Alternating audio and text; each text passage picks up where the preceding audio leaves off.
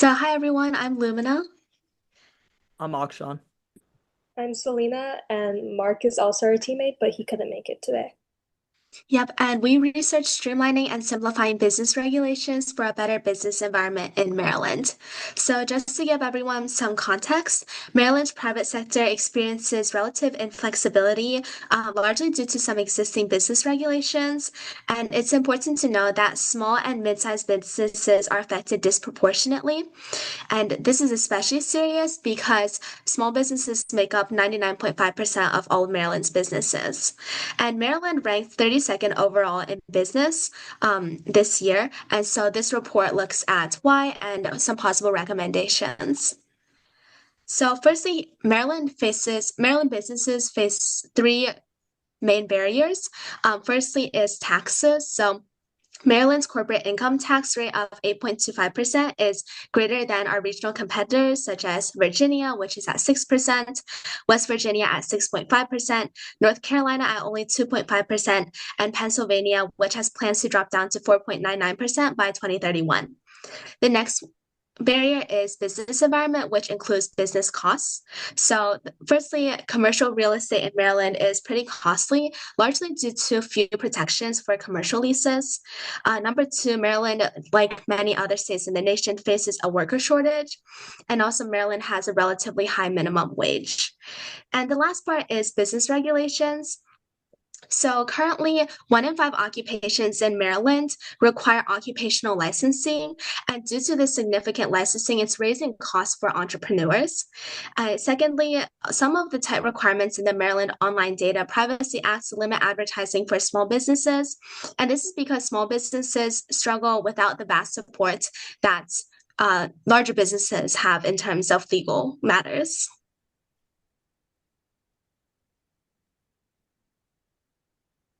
And I'll pass it off to Akshan.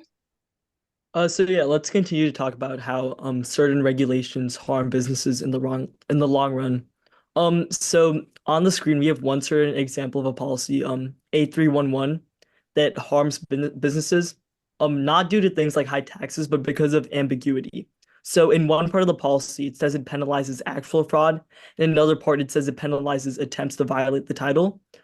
So this makes enforcement risk subjective, which is super bad, especially for small businesses, because it's especially hard for them to ascertain like what these policies actually mean.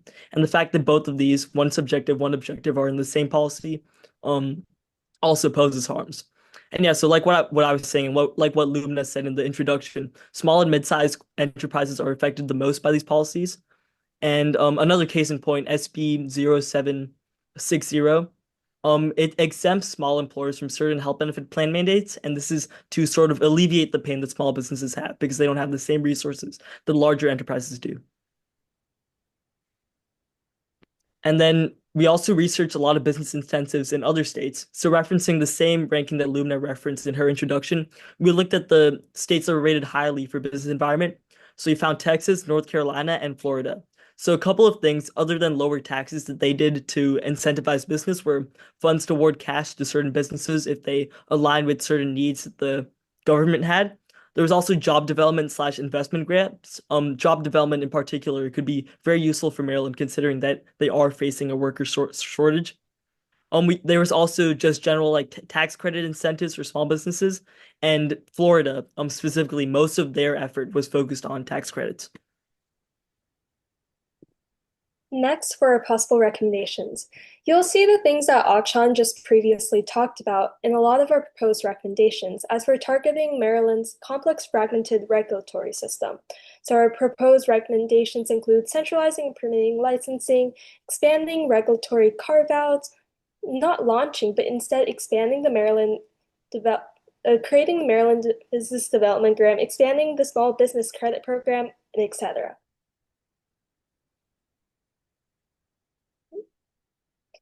So here we have centralizing licensing and expanding SME, so small and medium enterprises exemptions. So by centralizing permitting licensing into a unified digital portal modeled after Georgia and Utah's one-stop business portal, we can streamline applications across multiple state agencies, which Maryland has 5 that businesses need to go through. As for SME-specific regulatory carve-outs, we're thinking about using SBO 760's Small Employer Health Benefit Exemption as a model.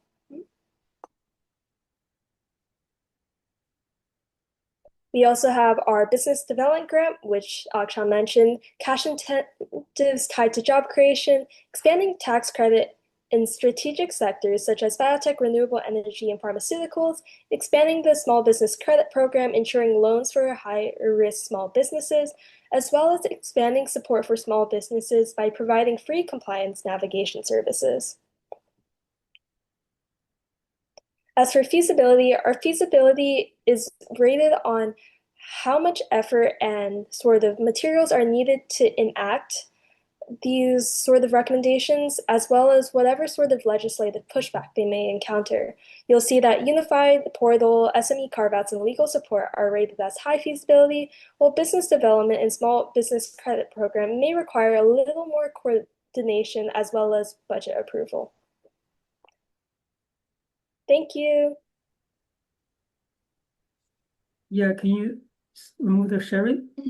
Thank you, Akshan, Lumina, Selena. I think Mark's not here. So it's a great summer, and I really enjoyed listening to all of them. I think definitely we should borrow some ideas from your presentation, and it's great summer. Thank you very much.